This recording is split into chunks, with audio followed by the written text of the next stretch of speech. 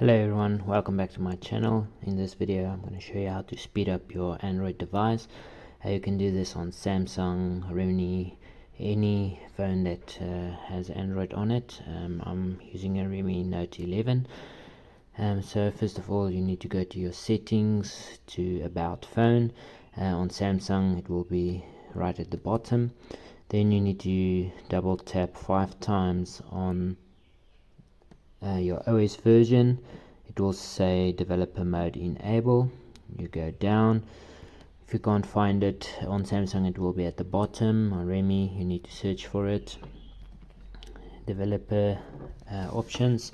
Then you need to go down and look for this following 3 settings: Windows animation scale, transition animation scale, and animator duration scale. You need to select all of these to 0.5, and then you can go back. You'll immediately see a difference in the speed of your phone. You can just head back, and it will automatically save the settings. Thank you all for watching.